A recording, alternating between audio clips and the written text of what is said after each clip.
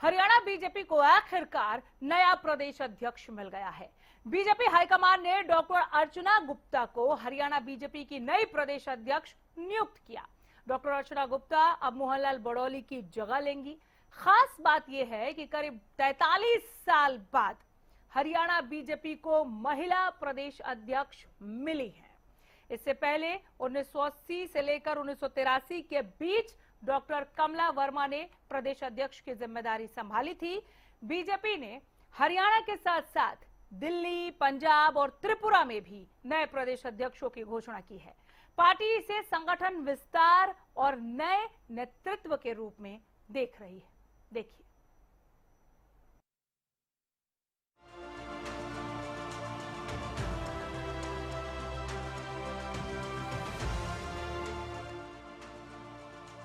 लंबे समय से चल रही अटकलों के बीच बीजेपी हाईकमान ने डॉक्टर अर्चना गुप्ता को हरियाणा बीजेपी का नया प्रदेश अध्यक्ष नियुक्त कर दिया। डॉक्टर अर्चना गुप्ता इससे पहले प्रदेश महामंत्री के तौर पर संगठन में काम कर रही थी और मोहनलाल बड़ौली की टीम का अहम हिस्सा थी। पानीपत की रहने वाली डॉक्टर अर्चना गुप्ता पेशे से रेडियोलॉजिस्ट हैं और लंबे समय से संगठन में सक्रिय भूमिका निभा रही हैं।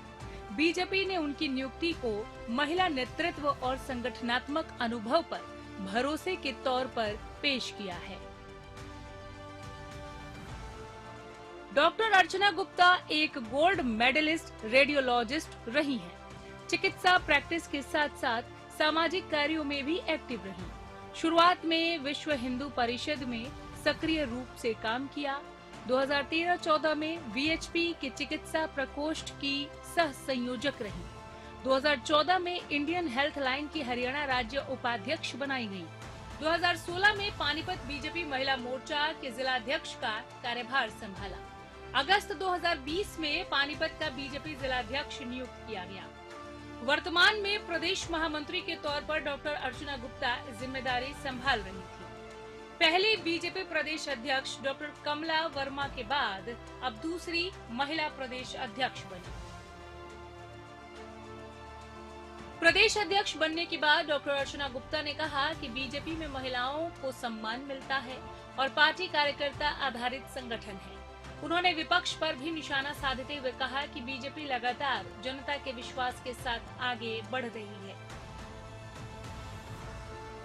देखिए, भारतीय जनता पार्टी एक ऐसी पार्टी है जो महिलाओं के साथ खड़ी है। आप सबके चैनल के माध्यम से देश के यशस्वी प्रधानमंत्री आदरणीय नरेंद्र मोदी जी का, हमारे राष्ट्रीय अध्यक्ष आदरणीय नितिन नवीन जी का और हमारे राष्ट्रीय गृह मंत्री आदरणीय अमित शाह जी का, हमारे यहाँ से कैबिनेट मंत्री आदरणीय मनोहर लाल जी का, हमारे मुख्यमंत्री आदरणीय नायब सिंह सैनी जी का और हमारे सारे के सारे संगठन का, चाहे हमारे राष्ट्रीय संगठन मंत्री हैं, चाहे हमारे प्रदेश के संगठन मंत्री हैं, हमारे पूरे के पूरे संगठन का दिल की गहराइयों से धन्यवाद करती हूँ।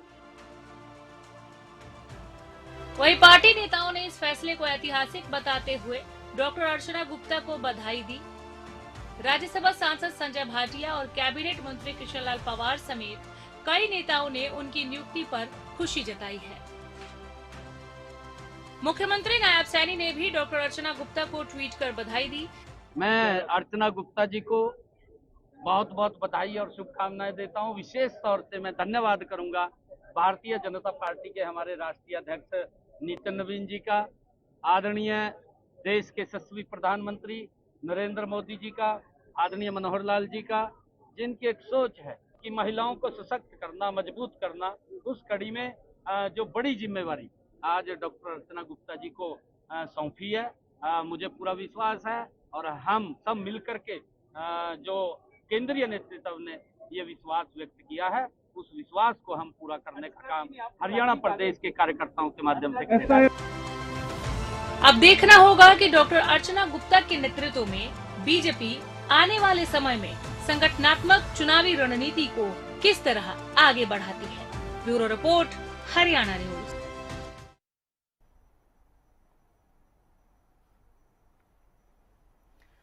आइए चर्चा को आगे बढ़ाते हैं। बीजेपी ने महिला प्रदेश अध्यक्ष का जो नाम अनाउंस किया है, क्या महिला के नाम पर नया दाव खेला है इसकी जरूरत क्यों पड़ी, या ठीक है ये बीजेपी का अपना फैसला है, इस फैसले के पीछे क्या मायने, इसे समझने की हम कोशिश करते हैं। अपराजिता श्री दिल्ली से हमारे साथ जुड़ गई हैं, प्रदीप शोकन चंडीगढ़ से हमारे साथ बने हुए हैं और राजेंद्र जादौन वरिष्ठ पत्रकार के तौर पर हमारे साथ यहाँ मौजूद है। राजेंद्र साहब, बहुत स्वागत है आपका। शुरुआत में आप ही से कर लेती हूँ सर। 43 साल बाद, 43 साल पहले 1980 से लेकर 1983 तक डॉक्टर कमला वर्मा थी बीजेपी की महिला प्रदेश अध्यक्ष, और ये दूसरी दफा अब हम सुन रहे हैं नाम ऐसे वक्त में जब महिला सशक्तिकरण को लेकर लगातार सियासी गलियारे में हो हल्ला हो रहा है, हंगामा हो रहा है कि हम हैं महिला सशक्तिकरण के पक्षधर, तो हम हैं। बीजेपी ने 43 साल बाद हरियाणा बीजेपी को महिला प्रदेश अध्यक्ष जिस तरह से दिया है, क्या पार्टी अब महिला नेतृत्व पर बड़ा दाव खेल रही है? क्या लगता है जादौन जी? नहीं, देखिए ऐसा है कि अब एक नया दौर है। मोदी जी आए हैं तो अभी एक नया दौर ये था कि देश की आधी आबादी को भी हर तरह से सक्रिय किया जाए, विकास में भी उनकी भागीदारी मजबूत हो, और इसके अलावा जो है पार्टी के कार्यों में और राजनीति में भी उनको आगे बढ़ाया जाए। जैसे कि नारी शक्ति वंदन अधिनियम लेके आई थी भारतीय जनता पार्टी, 2023 में उन्होंने पारित करा दिया था, लेकिन अभी वो उसमें कई बाधाएं आ गई। जो कुछ संशोधन विधेयक उसके साथ पारित किए जाने पे वो नहीं पारित किए जा सके और विपक्ष का सहयोग नहीं मिल पाया।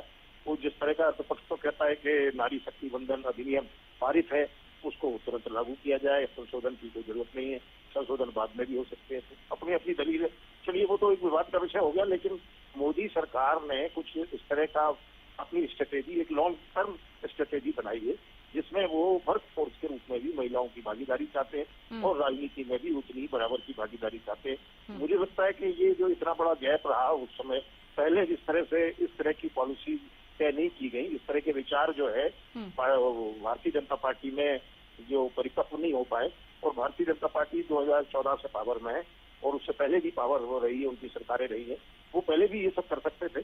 80 के बाद भी जो है उनकी सरकारें रही, इतना लंबा समाज रहा कि 2004 से लेके और वो 2000 से लेके 2004 तक सरकार रही अटल बिहारी वाजपेयी जी की, लेकिन वो गठबंधन की सरकारें थी, शायद वो कुछ बाधाएं नहीं होगी। लेकिन अब जो है एक नया दौर है, इसमें जो है मोदी सरकार और भारतीय जनता पार्टी महिलाओं की भागीदारी को बढ़ाना चाहती है। तो मुझे लगता है कि जो बड़ा गैप के बाद अब जो ये नियुक्ति हुई है डॉक्टर अर्चना जी की, तो वो मुझे लगता है कि ये अब नए दौर की नई राजनीति, भारतीय जनता पार्टी की नई राजनीति के मद्देनजर उनको नियुक्ति मिली है। तो वो करीब 40-45 साल का जो बड़ा गैप था वो अब समाप्त हो गया, और आगे जो है आगे भी जो है कुछ ना कुछ आगे पार्टी बढ़ाती रहेगी, महिलाओं की भागीदारी को बढ़ाती रहेगी। श्री, क्या डॉक्टर अर्चना की नियुक्ति में जातीय और क्षेत्रीय समीकरणों को भी ध्यान में रखा गया? बिल्कुल, देखिए अगर जातीय और क्षेत्रीय समीकरण को देखा जाए, मगर उससे पहले अगर महिला की हम बात करते हैं, क्योंकि महिला रिजर्वेशन बिल की भी बात की जाए, बीते दिनों काफी हो हंगामा भी देखने को मिला था। विपक्ष के द्वारा पक्ष को कई बातें कही गई थी, चाहे मुख्यमंत्री चेहरे की बात हो जाए, प्रदेश अध्यक्ष चेहरे की बात हो जाए। उसके बाद अब भारतीय जनता पार्टी का ये फैसला लेना कहीं ना कहीं ये एक महत्वपूर्ण हो जाता है, क्योंकि काफी प्रेस कॉन्फ्रेंस किए गए थे हर जिला में, भारतीय जनता पार्टी के मंत्रियों के द्वारा, विधायकों के द्वारा किया गया था। मगर सवाल ये उठा था कि लगातार महिला आरक्षण बिल की बात तो करते हैं, संशोधन बिल की बात तो की जाती है, मगर बात जब पदभार देने की आती है तब कहीं ना कहीं भारतीय जनता पार्टी इस एंगल की तरफ से नहीं देख पाती है। अब महिला चेहरे को अध्यक्ष बनाना कहीं ना कहीं विपक्ष के कोई करारा जवाब देना तो हो जाता है, और साथ ही पूरे प्रदेश में एक संदेश है, साथ ही पूरे देश की भी अगर बात की जाए तो एक संदेश जरूर दिया गया है कि महिलाओं की केवल बात नहीं की जाती, मगर बात जब आती है उन्हें किसी प्रकार के पद देने की तो भारतीय जनता पार्टी पीछे नहीं हटती। वहीं अगर उनकी बात की जाए राजनीतिक सफर की बात करते हैं तो केवल कुछ जगहों पे नहीं, यानी जहां पर उन्हें केवल जिला अध्यक्ष बनाया गया था, पानीपत की बात की जाए तो केवल उनका वर्चस्व वहां तक नहीं रुकता है। हालांकि टिकट नहीं मिल पाया था, जिला अध्यक्ष बनी थी, टिकट के लिए भी दावेदार थी, टिकट नहीं मिल पाया था, मगर उसके बावजूद भी पूरे हरियाणा में हर जगह पर वो नजर आती हैं। तो इन सभी चीजों को ध्यान में रखते हुए जिसके बाद उन पर ये विश्वास जताया गया, और साथ ही ये भी विश्वास भारतीय जनता पार्टी के द्वारा जताया गया है कि जो भी परेशानियां, जिस प्रकार की भी हरियाणा में मुश्किलें आएंगी भारतीय जनता पार्टी के सामने, तो डॉक्टर अर्चना गुप्ता बेहतर तरीके से उन सभी चीजों को संभाल पाएंगी। और इसके साथ साथ ये भी जरूरी हो जाता है कि अगर प्रदेश अध्यक्ष मोहन लाल कौशिक की बात करते हैं, ऐतिहासिक जीत भारतीय जनता पार्टी को चुनावों में मिली थी, उसके बाद वापस उन्हें रिपीट नहीं किया गया, बल्कि नए चेहरे को मौका दिया गया है और उस चेहरे को मौका दिया गया जो जमीनी स्तर से ऊपर उठकर निकली है। तो कहीं ना कहीं भारतीय जनता पार्टी यहाँ पर ये संदेश अपने कार्यकर्ताओं के अंदर जरूर दिया है उन्होंने कि अगर आप कामकाज कीजिएगा तो आपको जरूर उठाया जाएगा, आपको पद भी दिया जाएगा। इन सभी चीजों के साथ साथ समीकरण को भी ध्यान में रखते हुए इन पर विश्वास जताया गया है। ठीक है प्रदीप, आपको क्या लगता है हरियाणा बीजेपी में महिला प्रदेश अध्यक्ष की नियुक्ति संगठनात्मक फैसला या बड़ा राजनीतिक संदेश? जी बिल्कुल, देखिए भारतीय जनता पार्टी जिस प्रकार से लगातार कहती नजर आती है कि महिलाओं को सम्मान देने का काम हम कर रहे हैं और लगातार अलग अलग नारे भी देखने को मिले, बेटी बचाओ बेटी पढ़ाओ, और जिस प्रकार से महिला आरक्षण बिल की बात चल रही थी उस समय विपक्ष जो है बहुत ही हमलावर था। विपक्ष का कहना था कि बिल तो पहले ही पास हो गया था, उसको सिर्फ लागू करना था, भाजपा की नीयत ठीक नहीं है और खुद आरक्षण जो है देना नहीं चाहते हैं। और विपक्ष ने ही सवाल उठाए थे उस समय कि अपने जो है पार्टी के अंदर जो है पद हैं वो उस पे जो है महिलाओं को क्यों नहीं जो है 33% आरक्षण दिया जा रहा, वो दें वहां पे टिकटों में दें। तो इस प्रकार के जो है कह सकते हैं कि आरोप जो है विपक्ष ने लगाए थे, कहीं ना कहीं उनको करारा जवाब दिया गया है। जिस प्रकार से आज मोहनलाल बड़ौली की जगह डॉक्टर अर्चना गुप्ता को ये जिम्मेवारी दी है, तो ये सीधा सा राजनीतिक संदेश भी देने का काम किया है कि देखिए हम जो कहते हैं वो करते हैं, यानी कि भारतीय जनता पार्टी जो कहती है वो करती है। क्योंकि प्रदेश अध्यक्ष जो पहले एक रही हैं भारतीय जनता पार्टी में, सबसे पहले वो भी कह सकते हैं कि सबसे पहली अध्यक्ष थी वो पार्टी की डॉक्टर कमला वर्मा, और ये 15वीं अभी अध्यक्ष बनाई।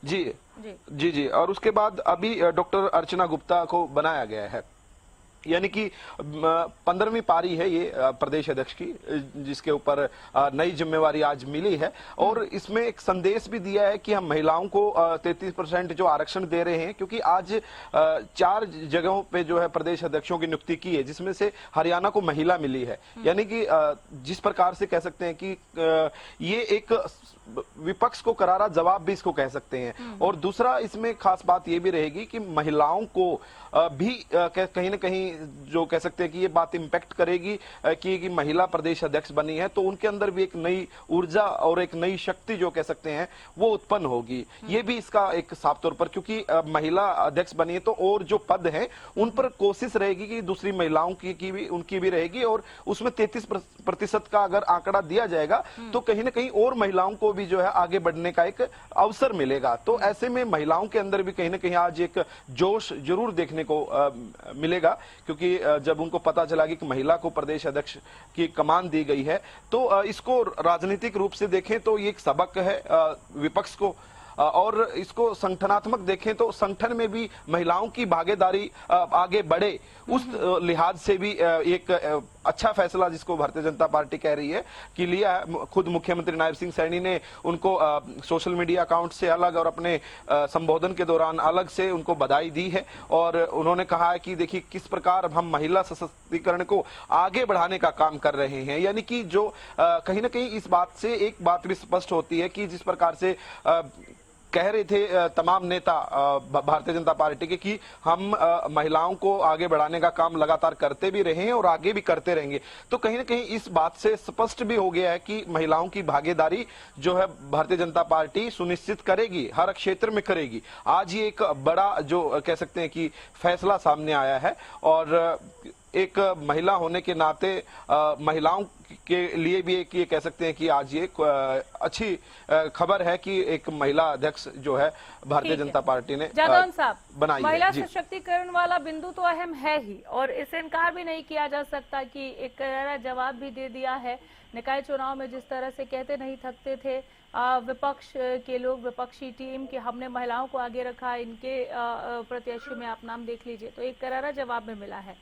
लेकिन महिला वाला जो बिंदु है, इसके इतर भी जादौन साहब मैं बात करना चाहती हूँ। वही सवाल, क्या क्षेत्रीय और जातीय समीकरणों का भी ध्यान रखा गया है?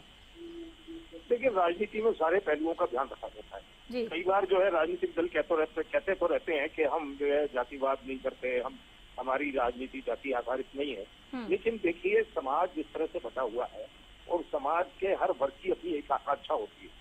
आपको उनको एश्योरेंस करना पड़ेगा, आप उनको अपीज करना पड़ेगा, आपको सब कुछ करना पड़ेगा। वो करके ही आप सबको साथ ले सकते हैं। तभी फिर वो जो है, जो यहाँ पर एक अपना मुहावरा चलता है, एक नियम चलता है हरियाणा में, फिर 36 बिरादरी की राजनीति। तो 36 बिरादरी की राजनीति को शेप देने के लिए, उसको जो है अमल में लाने के लिए आप क्या करेंगे? आपको ये ध्यान रखना होगा कि कौन सा वर्ग कितना आकांक्षी है, कौन सा वर्ग जो है वंचित है, किसको दिया जाना चाहिए। एक बैलेंस बना के चलना पड़ता है, एक कलर फीलिंग करनी पड़ती है, किस जाति वर्ग का कलर कितना देना है, कितनी उसको कलर टोन में लाना है। ये पार्टी अपने स्ट्रेटेजी में तय करती है। वो देखती है कि समीकरण क्या है, जाति के मतदाता वर्ग कैसा है, क्या है, किस मतदाता वर्ग का रुझान पार्टी की तरफ है, किसका नहीं है, जिसको मोड़ना है पार्टी की तरफ मोड़ना है। तो उन सब चीजों का ध्यान रखा जाता है। और जो बहुमत वर्ग होता है, जिस मतदाता वर्ग का बहुमत होता है, उसका कुछ ज्यादा ध्यान रखना पड़ता है, उसको ज्यादा परसेंटेज में है वो जो प्रतिनिधित्व देना पड़ता है। तो ये सब बातें ध्यान में रखी गई। वो गुप्ता है, डॉक्टर अर्चना गुप्ता है, तो गुप्ता वैश्य समुदाय का उन्होंने ध्यान रखा गया, उनको महत्व दे दिया गया है। तो ये कभी होता ही नहीं है कि क्षेत्र, जाति और दूसरे जो है जरूरतों का ध्यान ना रखा जाए। राजनीतिक जरूरतें हैं ये, इनको पूरा करना बहुत जरूरी है। ये खाद पानी है राजनीति का। वो भले ही चाहे आप सिद्धांत रूप में ये कहते रहे कि हम तो जाति की राजनीति नहीं करते, लेकिन सब कहने की बात है। जब वोटों टिकटों का बंटवारा होता है तब भी इन बातों का ध्यान रखा जाता है। अब ये जरूर है कि भारतीय जनता पार्टी ने जाति और क्षेत्र से ऊपर उठकर एक महिला वर्ग को जो है मेन स्ट्रीम में लाने का, राजनीति की जो मुख्य धारा में लाने का फैसला किया है। मुख्य धारा में, बिल्कुल। हाँ, इसी से रिलेट करते हुए एक सवाल और मैं पूछ लेती हूँ जादौन साहब आपसे। हरियाणा बीजेपी के लिहाज से, खासकर हरियाणा बीजेपी को जाट बनाम गैर जाट राजनीति के आरोप झेलने पड़े हैं कई बार, एक बार नहीं कई बार झेलने पड़े। ऐसे में डॉक्टर अर्चना गुप्ता की ये नियुक्ति सामने है, क्या डॉक्टर अर्चना इस धारणा को बदल पाएंगी? नहीं, अब देखिए, वैसे तो भारतीय जनता पार्टी में जो है जाट लीडर भी हैं। पहले ओपी धनखड़ भी जाट थे और प्रदेश अध्यक्ष थे बीजेपी के। फिर बाद में बडोली जी आ गए, फिर ये मैडम आ गई। तो ये ऐसा नहीं है कि पूरी तरह से कोई जाति से कोई भारतीय जनता पार्टी को परहेज हो, जैसा तो नहीं दिखाई देता। लेकिन ये नारा कुछ इसलिए चलता है कि यहाँ जाट आधारित पॉलिटिक्स कभी प्रोमिनेंस में रही है। जैसे जाट आधारित दल इंडियन नेशनल लोक दल, या फिर वो जननायक जनता पार्टी जो उसमें से निकल कर आई, या कांग्रेस में जो है जाट नेताओं का डोमिनेंस है। तो ठीक है कि जाट एक बड़ा वर्ग है यहाँ पर, तो डोमिनेंस होना स्वाभाविक है। उसको किसी तरह से बहुत वैसे छिड़के रूप में देखना तो ठीक नहीं है। और ना भी ये माना जाए कि पूरी तरह से भारतीय जनता पार्टी कोई इसी लाइन पर चल रही है। लेकिन ये समाज में मौजूद रहती है ऐसी धारणाएं, तो उनको डिस्पेल करने के लिए, उनको खत्म करने के लिए जरूरी है कि आप सभी वर्गों को साथ लेकर चलें। तो ये है कि अभी एक सवाल मैं दोनों से पूछ लेती हूँ, प्रदीप आपसे भी और राजेंद्र जी आपसे भी। प्रदीप से पहले मैं इसका जवाब चाहूंगी। डॉक्टर अर्चना गुप्ता की नियुक्ति बीजेपी की ओर से जो की गई है हाईकमान की ओर से, क्या ये नियुक्ति ये दिखा रही है कि पारंपरिक, क्योंकि कई बड़े नामों को पछाड़कर ये नाम आया है, बहुत पीछे का ये नाम होगा, आगे दौड़ में तो नाम नहीं था डॉक्टर अर्चना गुप्ता का, ऐसा तो पहले एकदम चौंका दिया इस फैसले ने, बीजेपी के इस फैसले ने। तो क्या ये नियुक्ति ये दर्शा रही है प्रदीप कि पारंपरिक नामों को छोड़कर संगठन के चेहरों को बीजेपी आगे बढ़ा रही है?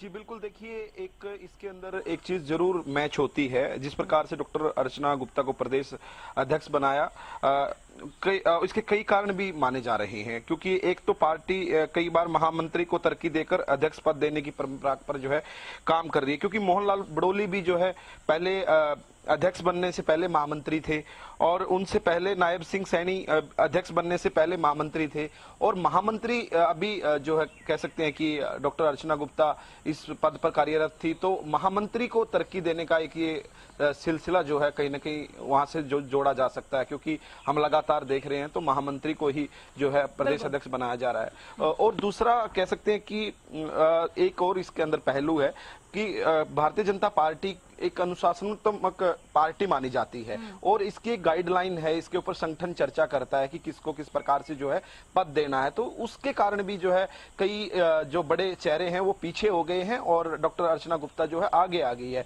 क्योंकि वहां पर जब संगठन की बात होती है तो वहां पर जो कह सकते हैं कि जो फैसला ले लिया जाता है वो ले लिया जाता है, उसमें कह सकते हैं ग्रुपिज्म कहीं देखने को नहीं मिलता कि ये बड़े मंत्री का या कैबिनेट मंत्री का चाहता है इसलिए लगाया जाएगा, ऐसा कुछ नहीं है। संगठन तय करता है और कह सकते हैं कि यही वजह रही है कि जो बड़े बड़े चेहरे हैं वो पिछाड़े गए हैं और डॉक्टर अर्चना गुप्ता आगे जो है फ्रंट पे आई है। जी ठीक है, मैं जदौन साहब आऊंगी इसी सवाल का जवाब आपसे लेने के लिए। श्री से मैं यही सवाल पूछना चाह रही हूँ, डॉक्टर अर्चना गुप्ता की नियुक्ति क्या दिखाता है श्री? बीजेपी का ये फैसला क्या पारंपरिक चेहरों को छोड़कर संगठन आधारित चेहरों को आगे बढ़ाने की कवायद है? बिल्कुल, देखिए अनामिका, सबसे पहली चीज तो ये तय हो जाती है कि जो भी लोग यानी जो भी कार्यकर्ता निष्ठापूर्ण तरीके से पार्टी में सम्मिलित रहता है, कामकाज करता है, पार्टी और संगठन को आगे बढ़ाता है, उसे पुरस्कार देने में पार्टी पीछे नहीं हटती है। दूसरी महत्वपूर्ण चीज हो जाती है, भले ही आपकी लोकप्रियता बहुत ज्यादा हो, भले ही आपके नाम की चर्चा हो, आप इससे पहले कई महत्वपूर्ण पदों पर रह चुके हो, मगर पार्टी किसी भी सौंपा देने वाले नाम को लेकर सामने आ सकती है। यानी आपको जो गुटबाजी हो जाती है, कई नेताओं की तरफ से चैरिटी की जाती है, इन सभी चीजों को दरकिनार किया जाता है भारतीय जनता पार्टी के द्वारा, खासतौर पर जब बात संगठन की आती है और पार्टी इस सौंपा देने वाला नाम लेकर सामने आ जाती है। और ये इस बार भी देखने को मिला है, क्योंकि कई नाम जो है आगे चल रहे थे, मगर जिसके बाद फिर अर्चना गुप्ता का नाम निकलकर सामने आ रहा। बिल्कुल, कई बड़े नामों को पछाड़ कर ये नाम सामने आया, इसीलिए ये सवाल भी आया। जादौन साहब जल्दी से वाइंड अप की कमांड मिली। नहीं, देखिए ऐसा है कि नाम चल रहे थे कई, जसीम गोयल का भी नाम चल रहा था, जो मोहनलाल जी है वो नायब सैनी जी के करीबी माने जाते हैं। लेकिन ये अब भारतीय जनता पार्टी में कुछ ट्रेंड ऐसा भी चला है कि जो संगठन की संभालना और संगठन को आगे बढ़ाना और उसको मजबूत करने की क्षमता देखी जाती है। मुझे लगता है कि वो जिस तरह से सक्रिय थी डॉक्टर अर्चना गुप्ता जी, उनकी उस पर उनको मॉनिटर किया गया है और उनकी एबिलिटी को देखते हुए कि संगठन को भी मजबूती देनी और एक अच्छा जो है राजनीतिक मजबूत फेस बन सकती है, इसलिए उनका चुनाव किया गया। ये देखिए कि नितिन नवीन को लाया गया राष्ट्रीय अध्यक्ष के पद पर, तमाम जो है अटकलें तब भी थी, कोई कहता था कि वो शिवराज चौहान बन जाएंगे, कि और दूसरों के नाम, मनोहर लाल जी का नाम भी चल गया था राष्ट्रीय अध्यक्ष पद के लिए। लेकिन वो नितिन नवीन को बताते हैं कि उन्होंने जो जिस तरह का बिहार में चुनाव में रोल प्ले किया, छत्तीसगढ़ में वो गए, उन्होंने वहाँ काम किया, तो वो सारा मॉनिटरिंग होती है। अभी जो है मोदी जी आए थे, तो मोदी जी को भी उस समय जो है 2014 में प्रधानमंत्री पद का प्रत्याशी घोषित किया गया, तो काफी मॉनिटरिंग के बाद ये देखा गया था कि भाई ये जो है पार्टी को मजबूती दे सकते हैं और आगे जो है देश का जो है प्रधानमंत्री पद ठीक से क्षमता के साथ संभाल सकते हैं, तो उनको प्रधानमंत्री पद का प्रत्याशी तय किया गया था। तो इस तरह की मॉनिटरिंग पार्टी में चलती रहती है। वो मुझे लगता है कि सब मॉनिटरिंग और इस तरह की मॉनिटरिंग का ये नतीजा कि डॉक्टर अर्चना गुप्ता का नाम हरियाणा बीजेपी प्रदेश अध्यक्ष के तौर पर अब हमारे सामने है। चलिए, बहुत शुक्रिया आप तीनों का, बहुत धन्यवाद इस तमाम बातचीत के लिए। तो फिलहाल यहीं रुकेंगे, आप कहीं मत जाइए, देखते रहिए हरियाणा न्यूज। नमस्कार।